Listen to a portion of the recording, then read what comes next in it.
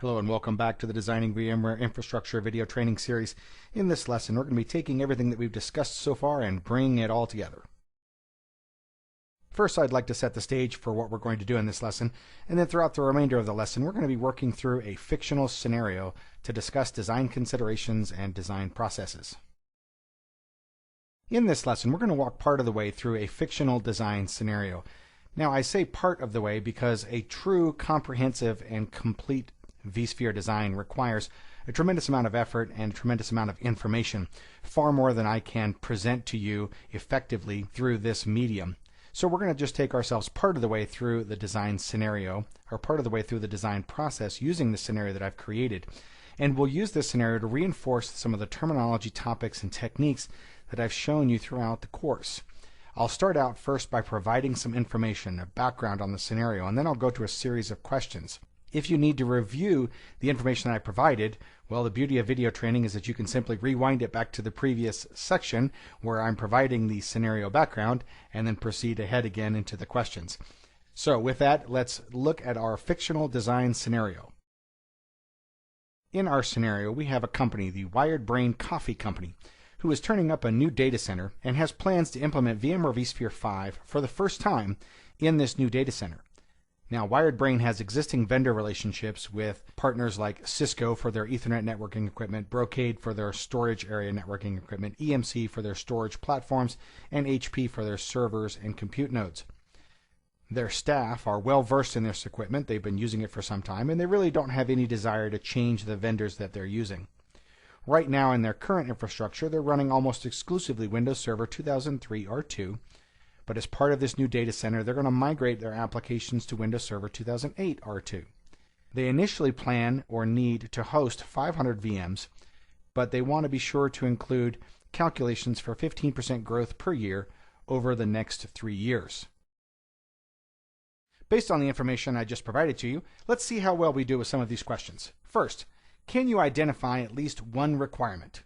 Pause the video training here if you need to think about this, or feel free to rewind it if you want to look back at the scenario information. If you said that a requirement was that Wired Brain Coffee needed to run 500 VMs, you're right. That is one of the requirements that was found inside that scenario background. Also found as a requirement was Wired Brain's growth requirements, which they specified as 15% growth per year over the next 3 years. Now let's move on to the next question here. Can you, based on the information I provided, identify at least one constraint? Again, feel free to roll the video back to the scenario information if you feel that's necessary. Most of the constraints provided in this scenario thus far are in relationship to their vendor partnerships. I identified in the scenario that Wired Brain Coffee has a number of existing vendor relationships and do not wish to change those vendor relationships. Those could be considered design constraints in that they are constraining the design. Wired Brain says we only want to use our existing and established vendors as we move into this new data center design with VMware vSphere 5. Now let's take a look at the next question. Can we identify, or can you identify from the scenario information, at least one risk? If you recall from the early lessons of this course where we talked about the design factors, that risks sometimes don't present themselves until you do your requirements analysis. When you establish your requirements, and then based on those requirements and the constraints, you can then begin to build out and determine where risks might appear. In this particular case, we do have a risk that is easily identified, and that is that the Wired Brain Coffee staff do not have any previous experience with vSphere. Note that I said that they're implementing vSphere for the first time in this new data center. And what that means is it presents a potential risk in that the existing staff don't know how to operate the vSphere environment. Now, it would be your responsibility as the architect to help mitigate that risk by perhaps including some training as part of the implementation plan, or recommending that they have staff trained before they take ownership of the design. Now, it's early in the process yet, and you only have a limited amount of information, but what sorts of assumptions do you think might be needed based on the information that you've been provided so far? Well, if you said things like recovery point objective, recovery time objective, service level agreements, backup requirements, you name it, there's a whole range of assumptions because I've given you a very limited amount of information. This goes back to the fact that a comprehensive design requires a great deal of information, not just technical information, but also business-related information. What are the kind of applications that Wired Brain Coffee is running? How do those applications interact with the business? How do they impact Wired Brain's bottom line? Those are the kind of things that we need to know, in addition to technology-related questions, in order to really be able to create a design. So it's a bit early yet to have some concrete assumptions, but at least you have an idea that there is additional information. And thinking along those lines, what sort of additional information would you say we need to gather in order to proceed? I've given you some examples already, but what other examples could you think of? Well, some examples might include workload performance characteristics. Are they high IOPS workloads? Are they high bandwidth workloads? Are they high CPU workloads? Are they high RAM utilization workloads? Perhaps some aggregate RAM or CPU values based on an assessment of the current environment. What about storage capacity or storage performance? I mentioned service level agreements, recovery point objective, recovery time objective. What about other DR or BC requirements? Network utilization, network requirements, security. All of these sort of things are additional information that you would need to gather in order to truly build a vSphere design for Wired Brain Coffee. Now let's move on to the next phase of our scenario, where I'm going to give you a bit more information and we're going to look at some more questions. Continuing in our scenario with Wired Brain Coffee, we performed an assessment of the current workloads that they're going to move into their new VMware vSphere 5 implementation in the new data center. They have 500 workloads they want to run, and they're looking for 15% per year for 3 years in terms of growth. Based on the assessment, we determined that the workloads are going to require 468 gigahertz of CPU capacity and 714 gigabytes of RAM. On the storage side, these workloads are going to generate, on average, 57 IOPS, and the read-write split is going to be 62% read, 38% write. Total storage capacity based on the assessment is 48 gigs, and average network utilization for each workload is averaging around 75 megabits per second. Now, based on this information, let's look through a few more examples and calculations of how we can use this to begin to craft a VMware vSphere design for Wired Brain Coffee.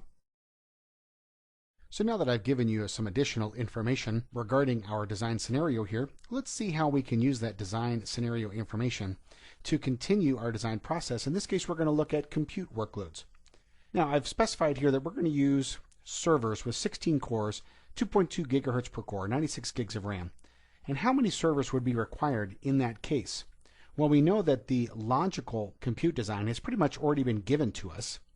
That logical compute design was provided at 468 gigahertz of CPU power, right?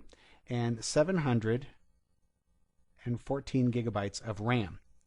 So using that information, how can we then proceed with calculating what our physical storage design is going to look like? Well, at first glance, you would say, well, I'm just going to take this 468, I'm going to divide that here by 35.2. That 35.2, by the way, is 16 cores times 2.2 gigahertz each.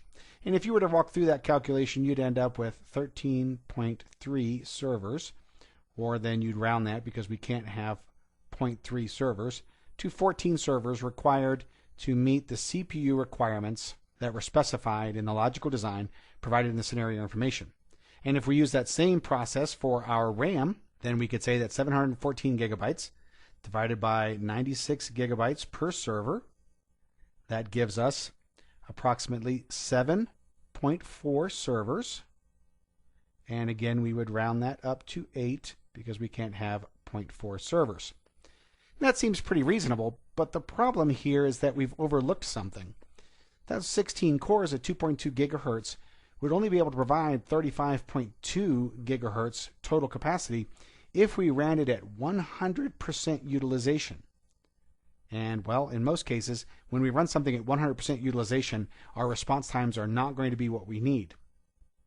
In addition, what we've specified here, our total aggregate CPU capacity, may not account for specific peaks in workloads, perhaps quarter-end peaks or month-end peaks as Wired Brain goes through processing all of their sales reports. So we'll need to throttle that back a little bit. And instead, what we need to be looking at is not 468 divided by 35.2, but rather, let's look at 80% of each platform's capacity. And that would be 28.16. That's obtained by taking 35.2 and looking at 80% of that. If we use these numbers, then we come out at 16.6 servers, and we would round that to 17 hosts. Similarly, if we look at 80% memory utilization, we won't be dividing by 96. Instead, we'll be dividing by 76.8, which gives us approximately 9.3 hosts. And we would, of course, round that up to 10 hosts to satisfy our requirements. So as you can see then, looking at 80% utilization, and based on the logical compute information on aggregate CPU capacity and aggregate RAM capacity, we would need 17 servers, 16 core, 2.2 gigahertz, in order to meet the CPU requirements, but we would only need 10 servers at 96 gigs of RAM to meet the RAM requirements. With this information in mind, what does that tell us about Wired Brain Coffee's workloads? Are their workloads more CPU intensive or more RAM intensive? Well, looking at the numbers, we need more servers to satisfy the CPU requirements than we do to satisfy the RAM requirements. That means their workloads are more CPU intensive. With that in mind, then, what are some of the design considerations or design impacts that come from running CPU intensive workloads? Are there other considerations that we need to include? Perhaps we should be looking at lower target VM to core ratios than perhaps if the workloads were less CPU intensive. Remember that our target VM to core workloads, or VM to core ratios, will indicate how many VMs will share a single CPU core. In this particular case, if we look at the total number of workloads, we know that we have 500 workloads, and we look at the total number of cores, which, if my math is correct, we have 272 cores. Our target VM to core ratio is already at 1.8. So we already have a pretty low target VM to core ratio, and perhaps that'll be sufficient. As we add workloads to here, we'll have to watch whether these workloads are CPU intensive as well, and if that's the case, we may have to grow the environment more quickly than we would otherwise. Adding less CPU intensive workloads to this environment may be easier to do. If we had found that the workloads were more RAM intensive, then we would have to take into considerations on whether or not we were going to use memory overcommit. Were we going to actually allocate more than 96 gigs of RAM per host to VMs running on that host and allow vSphere's underlying memory management technologies like idle page reclamation and transparent page sharing to allow us to manage that overcommitment? If an environment is RAM intensive, it might not be the best approach to use memory overcommitment. If, however, the environment is not RAM intensive, then you might be able to get away with overcommitting RAM. Or in this case, we might be able to reduce the amount of RAM in our servers, since we know that we have to have 17 servers to handle the CPU capacity anyway. We might be able to reduce the amount of RAM in the servers and therefore save a little bit of money on the overall project. So those are some questions and calculations regarding compute workloads. Let's look at some more. Now that we've discussed the calculation of the compute environment by taking the values from the scenario that created or comprised our logical compute design and then using those values to calculate a physical compute design, I'd like to turn our attention to the storage design. I gave you some information around the logical storage design already. I gave you a total number of IOPS required per VM. That number was 57. So we have 57 IOPS per VM with a total capacity per VM of 48 gigabytes. Now I'll start with the capacity here. This is easy to calculate. If you take 48, you multiply that times 500, then you come up with a total storage capacity requirement of 24 terabytes. We'll come back to that in a moment, but for now, your total storage capacity is going to be 24 terabytes. That's 48 gigabytes per VM at 500 VMs, 24 terabytes. Now, coming back to calculations. So we know, first of all, what our total number of terabytes is. Now we need to figure out what our total number of IOPS are, and then we can go about figuring out how many disks we're going to need to support that, both for IOPS and for capacity. Fortunately, the IOPS is not as straightforward as the capacity. We do have to do a different calculation here, and we also have to consider which RAID level we're going to use. Now, recall that we also had to look at the read-write split. So in this case, we're looking at a read-write split of 62% read, 38% write. And so if we assume a RAID 5 backend, then we can begin to calculate what our IOPS load is going to be on the actual array itself.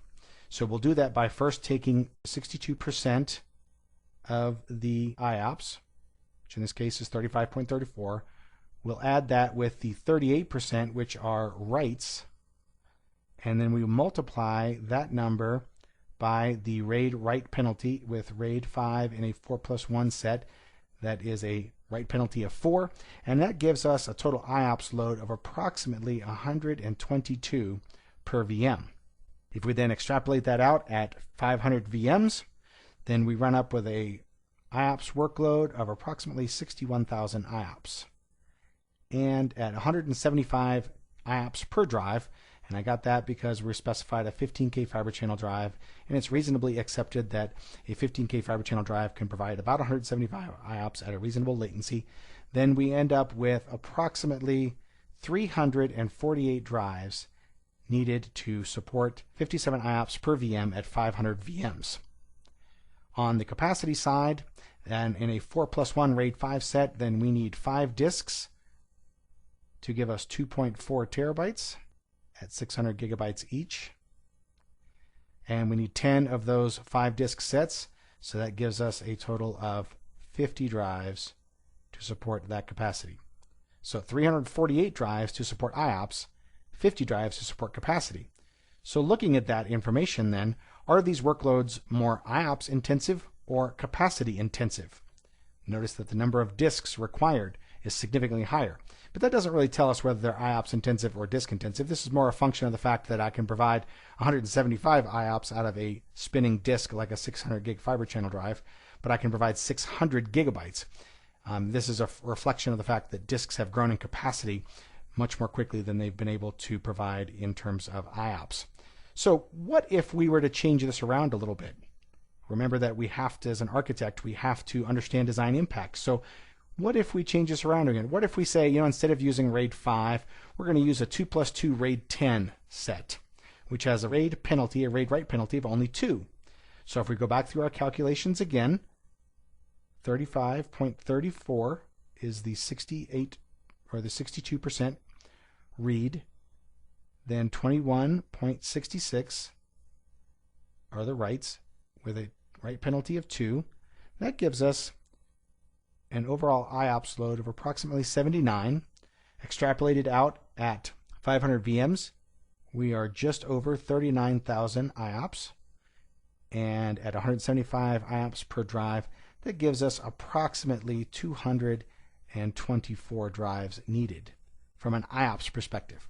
Changing that over here, we would need 4 drives to give us 1.2 terabytes. And in order to get to the 24 terabytes that we need, we would end up needing 20 of those groups, so a total of 80 disks. So by simply changing it to RAID 10, we reduce the number of overall disks required to support IOPS by 1/3, but only increase the number of disks required for capacity by half, a little over half actually. Half would be 75, we're at 80 drives. And now we can begin to look at, are there other things that we can or should do here to further optimize this design based on what we know? Would it be of any benefit here, and we continue to use the what-if scenario to explore design impact, would it be of any benefit here to employ some sort of deduplication technology? Well, not really, because we're not bound by having to add disks for capacity. We're bound by having to add disks for IOPS. And again, this is a reflection more of the fact that disks can provide far more storage space than they can IOPS, with the exception of flash drives. So perhaps a better technology to explore here would be the use of flash in some mechanism, some form, whether that be flash as cache to help absorb some of the reads and writes, or whether that be flash as a storage tier. If you were going to use flash as a storage tier, there's another piece of information we don't have here, and that piece of information is called the skew.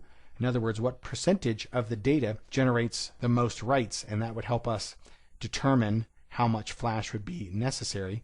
General rule of thumb based on information gathered from real-world deployments shows that less than 10% flash in a tier would generally help tremendously.